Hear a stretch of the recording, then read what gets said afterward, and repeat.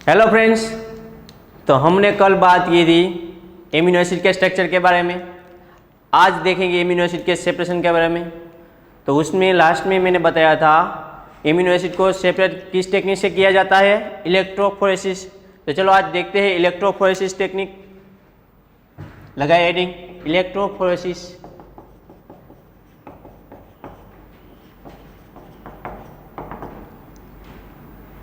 Electrophoresis है क्या? Electrophoresis is a technique we can separate the amino acid. याद रखिएगा, इसमें जो बेसिक एमिनो एसिड होते हैं, बेसिक एमिनो एसिड कौन से चार्ज होता है उस पर? पॉजिटिव चार्ज, क्योंकि इसमें दो अमाइन ग्रुप होते हैं। और दूसरा कौन सा था? एसिडिक एमिनो एसिड, उसको हम कह सकते हैं negatively charge amino acid. Basic amino acid को हम कहते हैं पॉजिटिवली चार्ज एमिनो एसिड। अगर बेसिक एमिनो एसिड है तो किस पर सेपरेट होगा? कैथोड पर। अगर वो एसिडिक एमिनो एसिड है तो वो एनोड पर सेपरेट होगा। तो चलो पहले इसकी टेक्निक देखते हैं।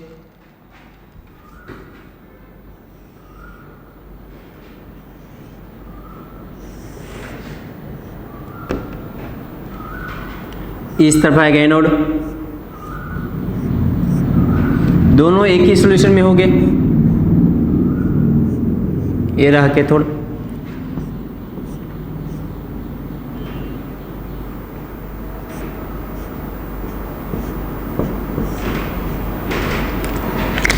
इस तरफ आएगा पॉजिटिव चार्ज, इस तरफ नेगेटिव, यानी कि जो एनोड होता है उस पर कौन सा चार्ज होता है? Positive charge. और जो कैथोड होता है उस पर होता है नेगेटिव चार्ज। तो देखिए एक ही सॉल्यूशन में होगा। इसमें हम डालेंगे amino acid, mixture of amino acid डाला होगा इसमें। देखिए यहाँ पे लिखने के लिए मैं साफ कर रहा हूँ।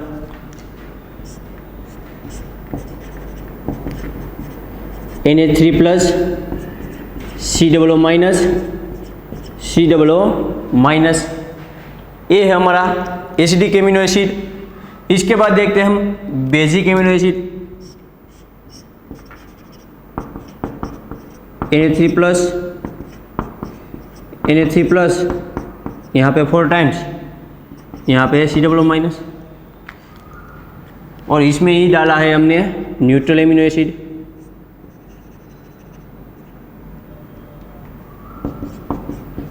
Na3 plus COO minus.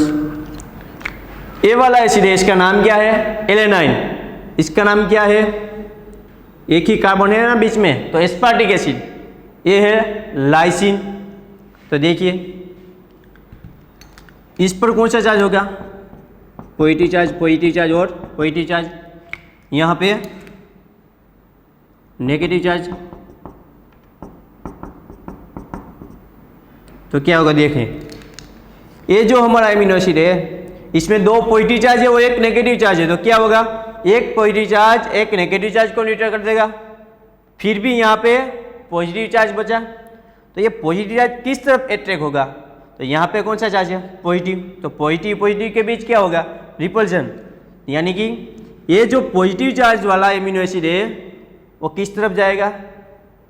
Cathode तरफ जाएगा, क्योंकि उस पर नेगेटिव चार्ज है, इसलिए पॉजिटिव नेगेटिव का अट्रैक्शन होगा और ये सेपरेट हो जाएगा कैथोड पर।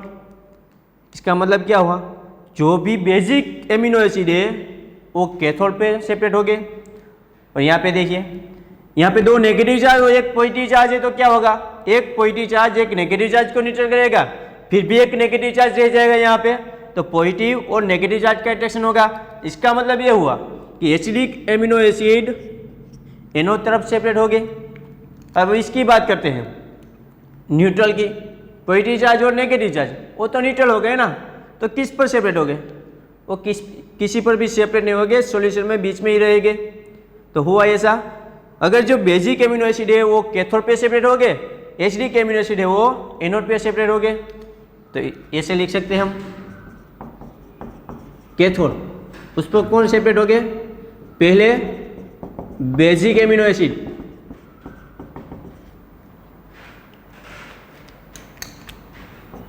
एनोड के बारे में बात करें हम तो उस पर एसिडिक एमिनो एसिड सेपरेट हो गए। अगर एग्जाम में पूछा जाए उसमें देखिए एसिडिक एमिनो एसिड भी दिया होगा, एसिडिक एमिनो एसिड, साथ में बेसिक एमिनो एसिड और साथ में न्यूट्रल एमिनो एसिड। ये तीनों का मिक्सर है और पूछा गया था।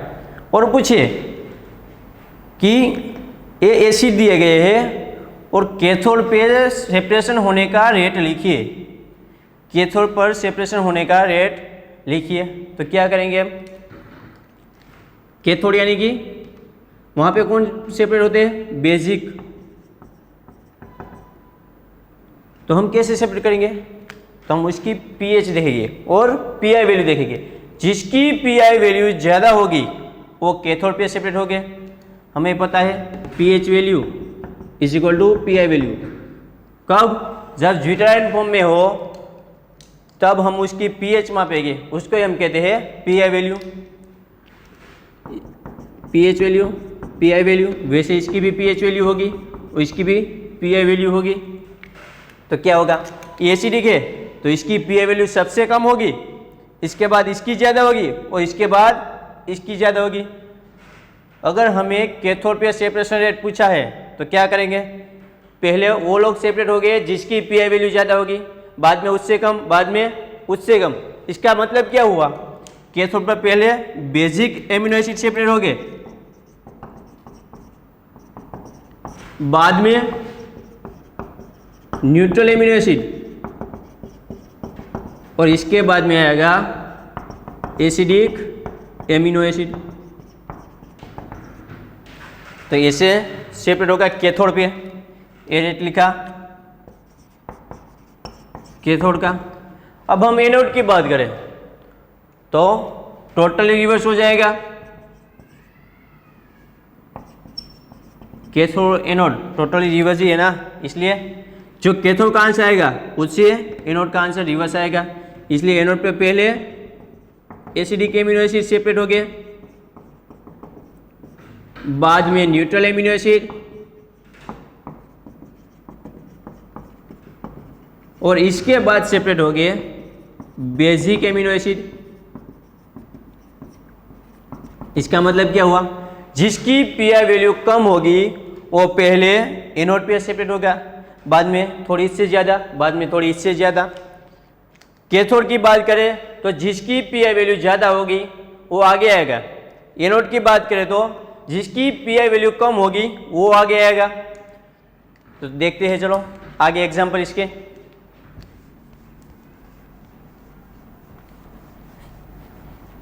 इसके बाद देखेंगे हम पीआई वैल्यू कैसे कैलकुलेट करते हैं।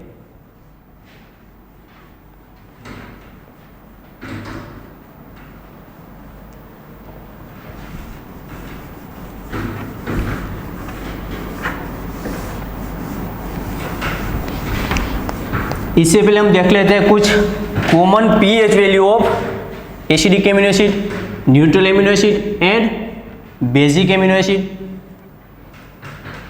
उसकी कुछ रेंज होती है, तो यहाँ पे लिख देता हूँ। एसिडिक एमिनो एसिड उसकी रेंज होती है 3.0 टू 3.3। इसके बाद न्यूट्रल एमिनो एसिड उसकी रेंज लिख देता हूँ मैं यहाँ पे। देखिए न्यूट्रल पर है क्या, वो एमिनो एसिड ही है ना, तो उसकी पीएच 7 नहीं होगी, उससे कम होगी। है तो एसिड ही 5.6 टू 6.5 और 6.3 तक होगी। इसके बाद देखते हैं हम बेसिक एमिनो एसिड, इसकी रेंज होगी 8.6 टू 11.6 तक। ये सारी है पीआई वैल्यू। तो चलो अब एग्जांपल देखते हैं। कुछ एग्जांपल लिखता हूँ मैं यहाँ पे। आर्जिनिन, इसकी पीआई वैल्यू होगी 11.6। इसके बाद ग्लाइसिन, इसकी होगी 5.8। इसके बाद एस्पार्टिक एसिड, इसकी वैल्यू होगी 3.2। अगर हमें ऐसा दिया हुआ पीआई वैल्यू दी है आर्जिनिन, ग्लाइसिन और एस्पार्टिक एसिड की, अब ऐसा क्वेश्चन पूछा जाए कि इनमें से सेपरेट होने का रेट पूछे, किसके बारे में? सपोज एनोड डिक्रीजिंग ऑर्डर में पूछा जाए या इंक्रीजिंग ऑर्डर में, लेकिन पूछेंगे क्या? यही कि इन तीनों में से सबसे पहले एनोड पे कौन से सेपरेट होते हैं, इसके बाद कौन से और इसके बाद कौन से, क्रम में लिखिए। तो आपको पता है जिसकी पीआई वैल्यू कम होगी वो पहले एनोड पे सेपरेट होगा, यानी कि एस्पार्टिक एसिड ASP। इसके बाद किसकी पीआई वैल्यू कम है? 5.8 और 0.6 ग्लाइसिन की है, इसलिए कौन सेपरेट होगा? ग्लाइसिन। और इसके बाद करें तो आर्जिनिन, तो ऐसे सेपरेट होगा। अगर कैथोड के बारे में पूछा जाए तो इससे रिवर्स आंसर हो जाएगा।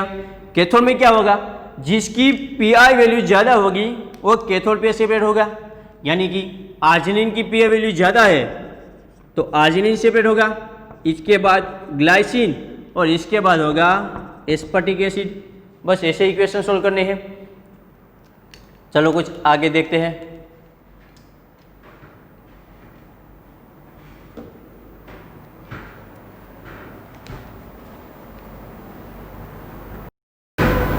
आगे देखते हैं क्वेश्चन इसके रिलेटेड, लेकिन थोड़ा सा डिफरेंट है। वो कैसे? तो देखिए यहाँ पे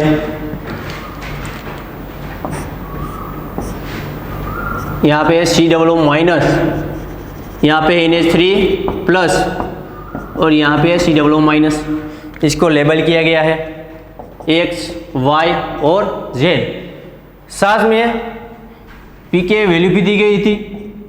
पीके वैल्यू किसकी है वो हमें मालूम करना है। सिर्फ पीके वैल्यू दी थी 3 ऐसी थी, 2.2, 3.2, 9.6 ऐसी पीके वैल्यू दी थी।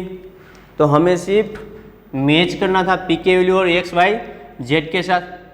तो एक्स की वैल्यू, वाई की वैल्यू और जेड की वैल्यू यहाँ पे 2.2, 3.2 और 9.6। तो हम देखेंगे अगर एक्स है तो उसकी पीके वैल्यू कितनी आती है, वाई है तो उनकी पीके वैल्यू कितनी आती है और जेड है तो उनकी पीके वैल्यू कितनी आती है। आपको तो याद होगा ज्विटर फॉर्म में P I is equal to P H, but यहाँ पे क्या दिया है पीके। तो आपको तो पता है pK is inversely proportional to pH value.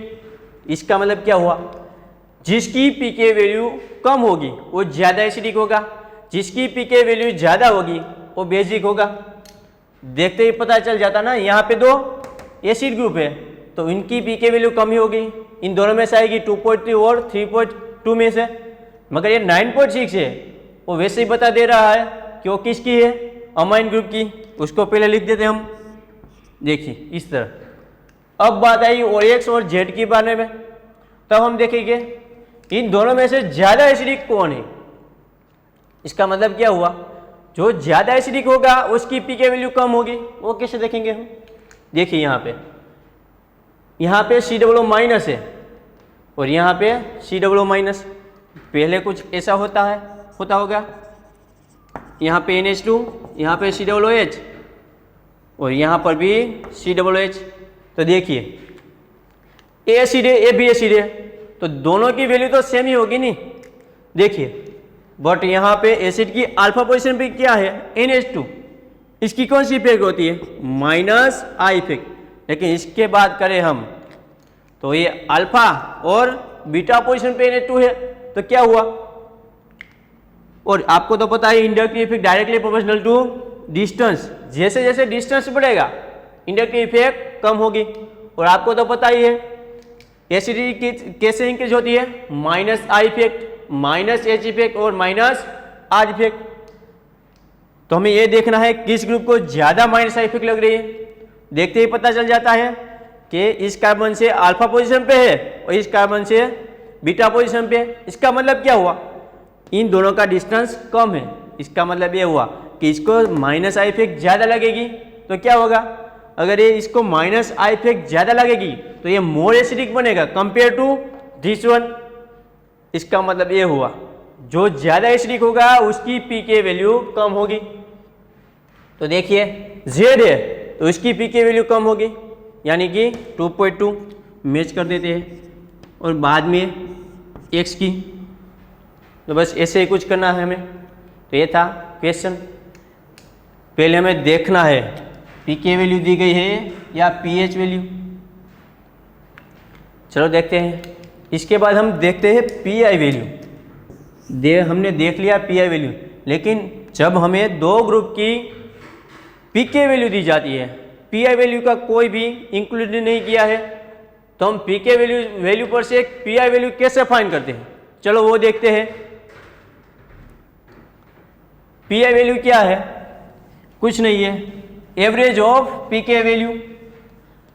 यहाँ पे COO माइनस और NH3 प्लस की पीके वैल्यू दी गई होगी, उसका सिर्फ हमें क्या करना है, एवरेज निकालना है। इससे हमें मिल जाएगी पीआई वैल्यू। तो चलो देखते हैं कुछ एग्जांपल। Calculate pi value. तो चलो एग्जांपल देखते हैं। COO माइनस, यहाँ पे होगा NH3 प्लस, ये है हमारा पीएच। लेकिन यहाँ पे पीके वैल्यू दी गई है 3.4 और यहाँ पे पीके वैल्यू दी गई है 8.6। तो हम पीआई कैसे फाइंड करेंगे, NH3 प्लस की pK value plus COO minus की पीके वैल्यू डिवाइड बाय 2।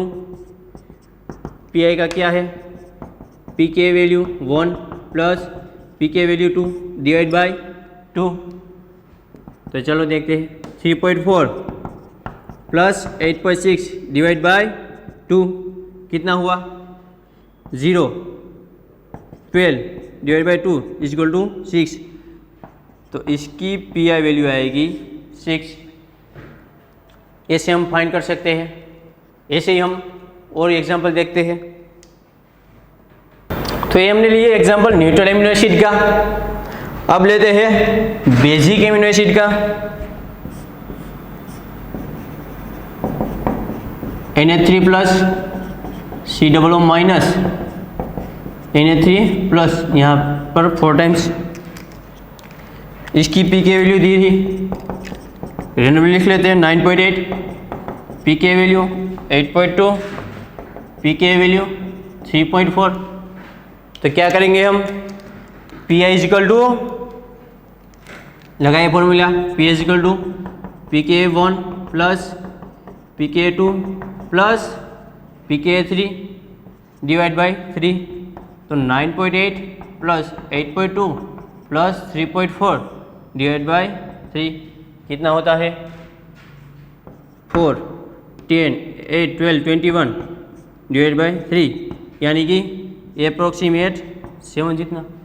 लेकिन ये देखिए तो पी आई एक्चुअल में है क्या, पीके वैल्यू है ना, लेकिन हम इसको क्या बोलते हैं, बेसिक एमिनो एसिड। तो वो न्यूट्रल होगा क्या, नहीं। इसका मतलब क्या हुआ, कुछ तो गड़बड़ है ना। तो देखिए अगर न्यूट्रल के बारे में बात करें हम, तो COO माइनस और NH3 प्लस, यहाँ पे दो ही ग्रुप है इसलिए इन दोनों की एवरेज लगी। लेकिन जब बेसिक एमिनो एसिड आएंगे और एसिडिक एमिनो एसिड आएंगे तो हम क्या करेंगे, जो सेम ग्रुप हो गए उसकी पीके वैल्यू का हम एवरेज निकालेंगे। इसका मतलब क्या हुआ, ये तीनों का नहीं निकालेंगे हम, सिर्फ किन का निकालेंगे, सेम ग्रुप कौन से यहाँ पे NH3+ और NH3+, यानी कि 9.8 और 8.2 वैल्यू का हम पीके वैल्यू का एवरेज निकालेंगे। तो लिखिए Pi is equal to 9.8 plus 8.2 divide by 2। जब भी दो ग्रुप सेम हो उसकी एवरेज निकालनी है हमें, तो कितना हुआ इसका 18 divide by 2, therefore Pi is equal to 9। अब कुछ लग रहा है 9 यानी कि बेसिक होगा, लेकिन ये देखिए तो 7, क्या वो न्यूट्रल होगा, नाम क्या है इसका बेसिक एमिनो एसिड, तो न्यूट्रल तो होगा ही नहीं, तो इसकी Pi वैल्यू होगी 9। वैसे ही हम एसिडिक के बारे में बात करते हैं। यहाँ पे NH3+, यहाँ पे है C++, यहाँ पे है C++। तो चलो लिखते हैं इसकी पीके वैल्यू। पीके वैल्यू इसकी 3.4, पीके वैल्यू इसकी 9.8, पीके वैल्यू इसकी 2.2, रेंडमली लिख लेते हैं। चलो अब इसकी पीआई वैल्यू फाइंड करनी है। करना क्या होगा, एवरेज ऑफ पीके वैल्यू, और हम क्या करेंगे, दो सेम ग्रुप है उसकी ही सिर्फ एवरेज निकालेंगे, इसकी कंसीडर नहीं करेंगे। तो क्या होगा, देखिए Pi is equal to 3.4 plus 2.2 divide by 2, कितना हुआ 5.6 डिवाइड बाई 2, 2.8। तो देखिए ये है Pi वैल्यू। तो हमें जब पीके वैल्यू दी गई होगी तो उस पर से हम Pi वैल्यू फाइंड कर सकते हैं। अगर डायरेक्ट Pi वैल्यू दे दी है तो हमें कोई फर्क नहीं पड़ता, क्योंकि हमें कुछ ढूंढने की ज़रूरत नहीं है। एग्ज़ाम में अगर पीके वैल्यू दे दी तो पहले हम Pi वैल्यू फाइंड करेंगे, इसके बाद क्वेश्चन सोल्व करेंगे। लेकिन जब एग्ज़ाम में ही Pi वैल्यू दे दी है तो हमें कोई दिक्कत नहीं है। या फिर सभी फॉर्म पीके वैल्यू में दिए हैं तो पीके वैल्यू से हम क्वेश्चन सोल्व करेंगे। इसके बाद देखते हैं आगे। ये तो बात कर ली हमने पीके वैल्यू की, इलेक्ट्रोफोरेसिस के बारे में बात कर दी। अब आगे देखते हैं हम पेप्टाइड के बारे में। पेप्टाइड भी क्लासिफिकेशन होते हैं, डाइपेप्टाइड, ट्राइपेप्टाइड, टेट्रा, पॉली। तो चलो देखते हैं पेप्टाइड लिंकेज कैसे बनती है। पेप्टाइड लिंकेज में भी दो टाइप होते हैं, दो टर्मिनल होते हैं, N terminal and C terminal. तो चलो वो देखते हैं। नेक्स्ट हेडिंग है ये पेप्टाइड लिंकेज।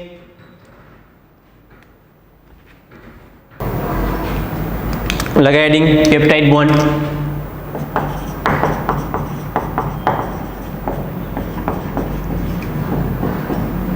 पहले हम पेप्टाइड बॉन्ड बनाएंगे, बाद में उसको ही तोड़ेंगे हम। देखिए पेप्टाइड बॉन्ड स्टार्ट होता है डाइपेप्टाइड से। क्या है डाइपेप्टाइड, इसका मतलब कि वो आगे जो डाइस जो इंक्लूड हुआ है उसका मतलब क्या है, इसमें दो एमिनो एसिड है, जितने एमिनो एसिड हो गए वो आगे लिखा जाएगा। डाइपेप्टाइड मीन्स दो एमिनो एसिड, ट्राइपेप्टाइड मीन्स इसमें तीन एमिनो एसिड हो गए, टेट्रापेप्टाइड मीन्स इसमें चार एमिनो एसिड हो गए।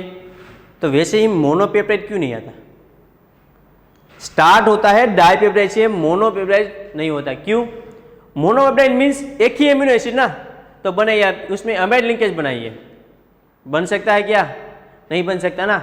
इसलिए स्टार्ट कहाँ से होता है, डाइपेप्टाइड से। तो चलो स्टार्ट करते हैं। पहले लिखिए डाइपेप्टाइड, ये क्या दिखाता है, एमिनो एसिड की संख्या दिखाता है वो। तो चलो मैं दो एमिनो एसिड ले लेता रेंडमली, Na2CH, Ca3 COOH। इसको मैं ऐसे लिख देता हूँ। ये कौन सा एमिनो एसिड है, एलेनाइन। इसको मैं अब शॉर्ट फॉर्म में लिखूंगा ALA, पूरा नहीं लिखूंगा।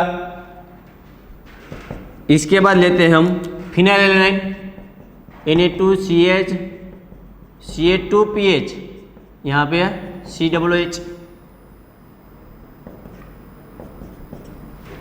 अब क्या होगा इसमें, दो, इसका नाम है फिनाइलएलानाइन, तो शॉर्ट में लिख देता हूँ PHE। अब जब हम इन दोनों को मिक्स करेंगे तो क्या होगा, एसिड और अमाइड रिएक्ट होके अमाइड बनाएगा और वाटर मॉलिक्यूलर रिमूव हो जाएगा। यहाँ से OH और यहाँ से एक H रिमूव हो जाएगा -H2O और बनेगा कुछ ऐसा, जैसा ही वैसा ही लिख देना इस तरफ, Na2CH CH3, यहाँ पे C डबल बॉन्ड O, इसके साथ क्या जुड़ गया NH CH2 PH और यहाँ पे C डबल OH, तो ये बन गया पेप्टाइड। देखो ये पेप्टाइड तो बन गया, अब उसका नाम भी तो लिखना पड़ेगा ना, तो कैसे नाम करेंगे, नाम देने के लिए लेफ्ट टू राइट ही जाना हमें, जो जैसे ही मॉलिक्यूल आते हैं एमिनो एसिड के वो पे नाम लिखना, इसके बाद इसके बाद इसके बाद लेफ्ट टू राइट चलना है और नाम लिखना है। तो देखिए यहाँ पे लेफ्ट साइड कौन सा एमिनो एसिड है, Na2CH CH3 COOH, इस पार्ट को हम कहते हैं ALA एलेनाइन। ये कौन सा है, फिनाइलएलानाइन, तो इसका नाम हो गया, लेफ्ट टू राइट जाने का है सिर्फ एलेनाइन और फिनाइलएलानाइन। लेकिन इसमें दूसरी पॉसिबिलिटी भी तो ये भी हो सकती है ना, इस Na2 से भी H निकलेगा और यहाँ से OH, तो ये भी बन सकता है इसमें से, तो प्लस NH2CH CH2PH। अब क्या होगा, पहले में क्या किया हमने, एलेनाइन का OH निकला ना, दूसरे में क्या होगा, फिनाइलएलानाइन का OH निकलेगा, तो ये निकाल दिया, उसके साथ जुड़ जाएगा ये नाइट्रोजन, जो इस तरह से लिख रहा हूँ मैं अलग पेन से, NH, बाद में है CH CH3 COOH। तो देखो दो पेप्टाइड बने यहाँ पे, तो इसका हम नाम करते हैं, तो लेफ्ट में पहले कौन है, फिनाइल, तो PHE, ये क्या है एलेनाइन, तो ALA, तो ये इसका नाम हो गया। दिक्कत आ गई ना, हमें चाहिए था सिर्फ A, साथ में बन गए ये, तो हम कैसे बनाएंगे, अगर हमें सिर्फ इसको ही बनाना है तो हम कैसे बनाएंगे, दिक्कत कहाँ पे आ रही है, जो एलेनाइन का ये वाला, ये नाइट्रोजन भी रिएक्शन कर रहा है, तो हम क्या करेंगे, उसको हम स्टॉप कर देंगे। कैसे, यहाँ पे पहले हम क्या कर देंगे, प्रोटेक्शन कर देंगे, यहाँ पे बल्कि ग्रुप लगा देंगे ताकि वो इस कार्बोक्सिलिक एसिड के साथ रिएक्ट ना करे। तो क्या होगा, सिर्फ यही NH2 और यही कार्बोक्सिलिक ग्रुप ही रिएक्ट करेंगे और बनेगा ALA PHE। अदरवाइज मुझे सिर्फ यही बनाना है, तो मैं क्या करूँगा, देखिए इसको मैं ब्लॉक कर दूंगा ताकि ये बने ही नहीं। क्या होगा, इसको हम ब्लॉक कर देंगे तो बाद में इस एसिड और इस अमाइन के बीच की रिएक्शन होगी और बनेगी एसिड पेप्टाइड लिंकेज। सिर्फ करना इतना है, जो नहीं चाहिए ना हमें, उस अमाइन को हमें ब्लॉक कर देना है और फिर से रिएक्शन करवा देनी है। देखो यहाँ पे पेप्टाइड बना, तो एक तरफ आप देखेंगे NH2 ग्रुप है, यानी कि एक साइड नाइट्रोजन कंटेनिंग है और अदर साइड यहाँ पे कार्बन कंटेनिंग। तो पेप्टाइड्स होते हैं, उसके 2 टर्मिनल्स होते हैं, जिस तरफ नाइट्रोजन हो, यहाँ पे कहाँ पे, लेफ्ट साइड, लेफ्ट, याद रखिएगा लेफ्ट साइड में कौन है, नाइट्रोजन, तो इसको कहते हैं हम N टर्मिनल, लेफ्ट साइड को N टर्मिनल, यहाँ पे कार्बन है इसलिए इसको हम कहेंगे C टर्मिनल।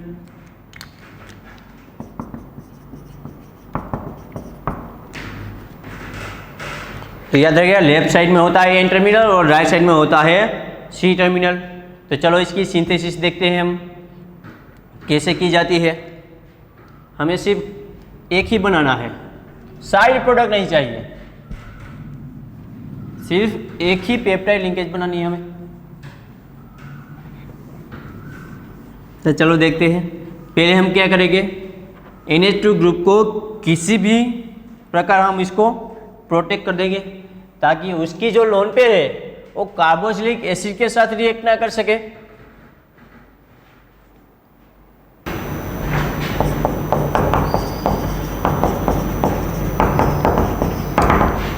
प्रिपरेशन करते हैं।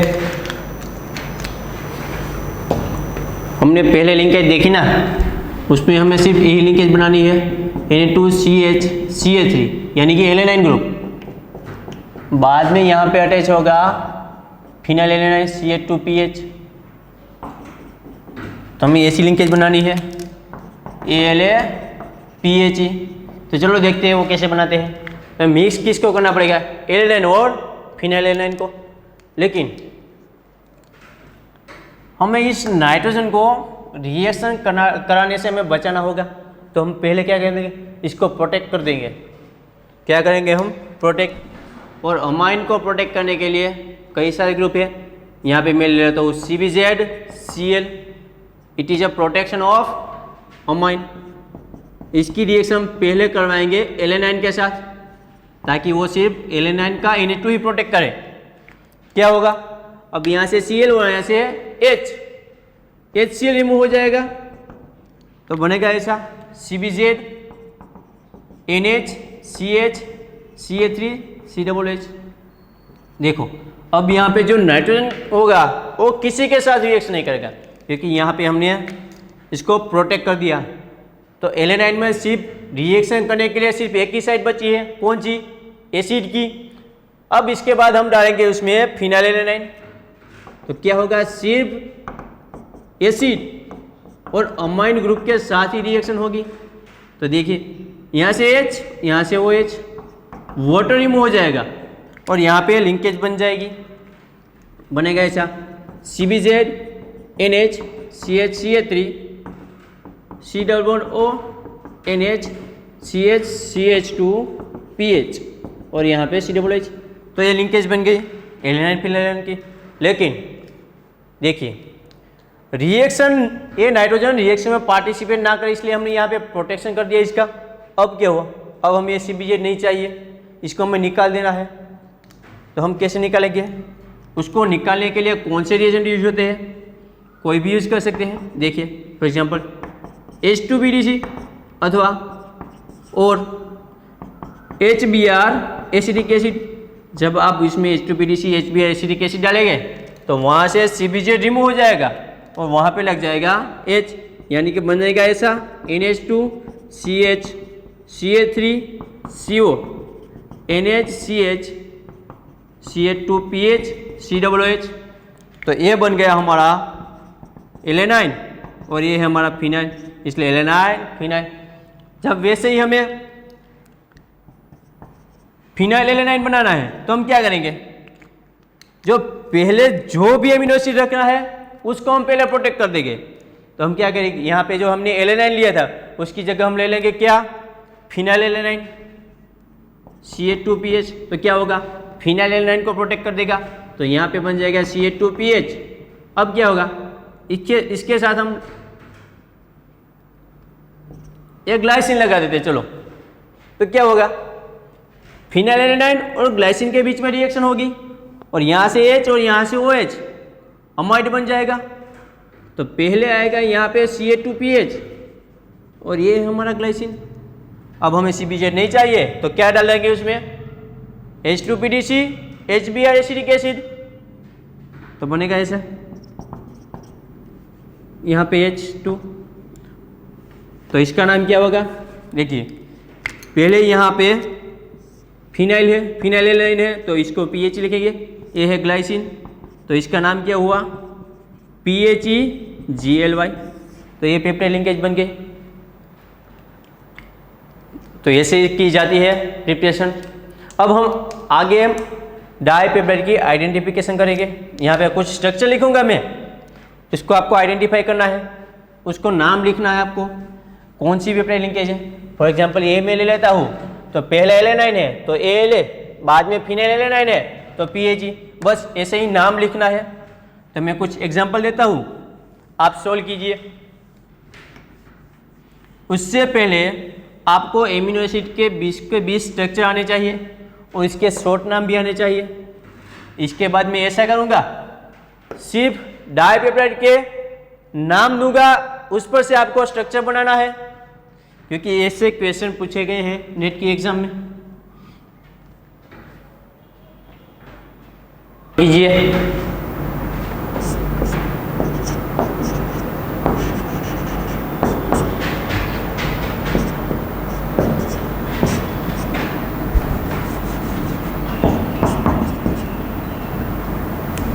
सॉरी, यहाँ पे नहीं जाएगा।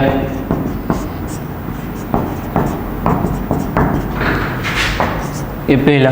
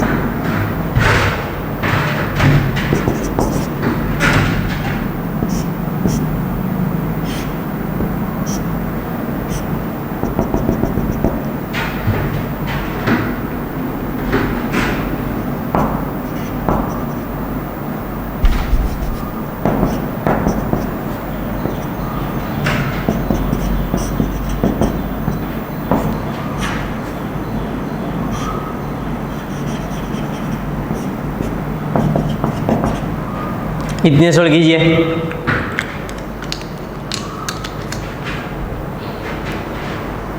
हो गए सोल्व, पुश करके सोल्व कर लिए ना।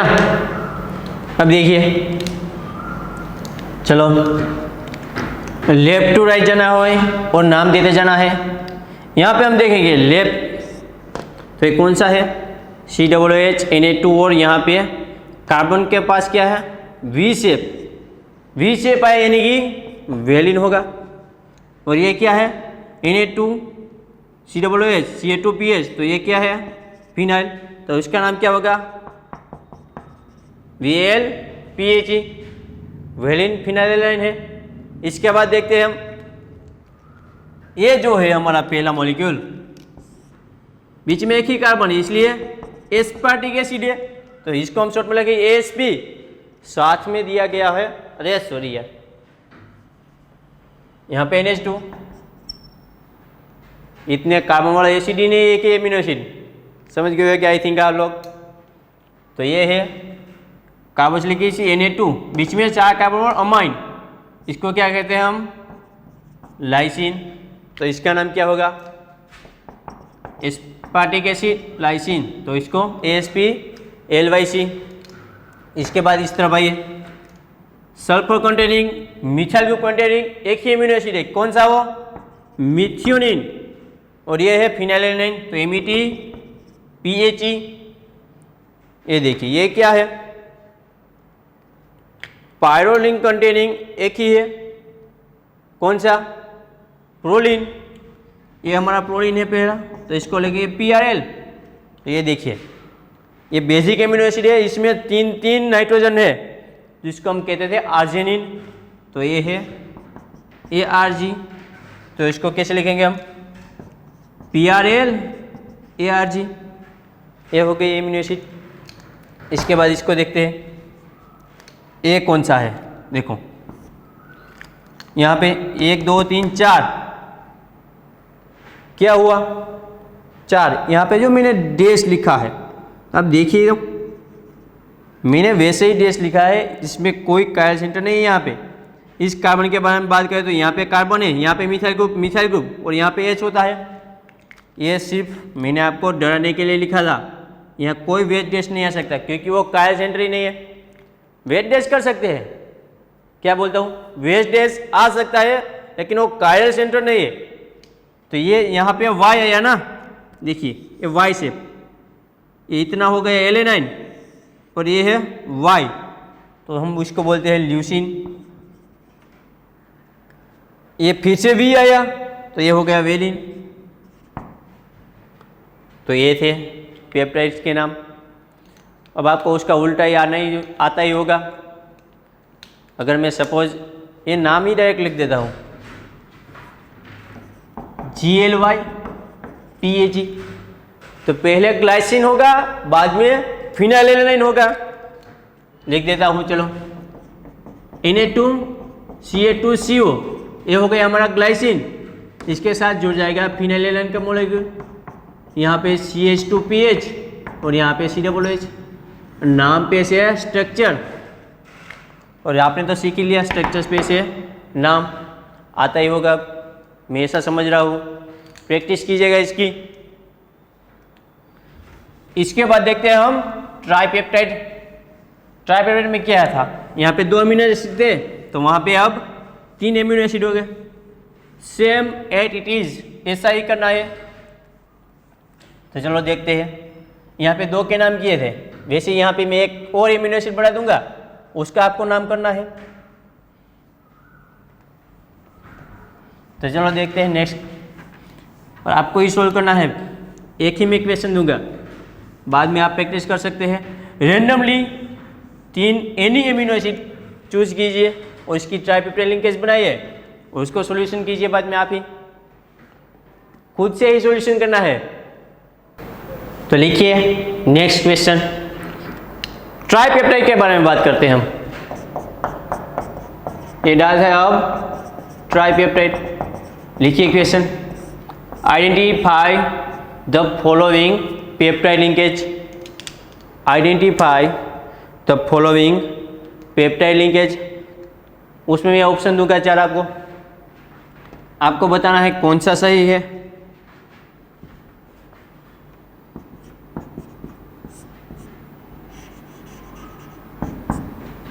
यहाँ पे CO, NH, CH2PO, CO, यहाँ पे NH, 1 2 और एक तीसरा एमिनो एसिड लिख देते हैं, सिर्फ मिथाइल ग्रुप लगा देते हैं यहाँ पे। चलो अब देखते हैं। इसके मैं ऑप्शन दे देता हूँ, थोड़ी सी सहायता कर देता हूँ आपकी। तो पहले ऑप्शन में फिनाइलेनाइन, वेलिन, एलेनाइन। बी ऑप्शन है ल्यूसीन, फिनाइलेनाइन, इसके बाद वेलिन। सी ऑप्शन है वेलिन, फिनाइलेनाइन, एलेनाइन। डी ऑप्शन है वेलिन, फिनाइलेनाइन एंड ग्लाइसिन। इसका नाम कीजिए। चलो तो इसको सोल्व करते हैं। लेफ्ट टू राइट ही सिर्फ जाना है, जो एमिनो एसिड आए उसको लिख देना है। पहले हम जाए यहाँ पे इस एमिनो एसिड के बारे में बात करें तो यहाँ पे कौन सा शेप आ रहा है, वी। तो पहले वेलिन है, ये तो फाइनल हो चुका। तो देखिए 2 ऑप्शन तो वैसे ही निकल जाएंगे, ये दोनों। बाद में बचे 2। देखो बीच में फिनाइल फिनाइल दिया, फिनाइलेनाइन, इसकी भी कोई दिक्कत नहीं है। एक क्लास में देखना है हमें, ये एलेनाइन दिया हुआ है या फिर ग्लाइसिन।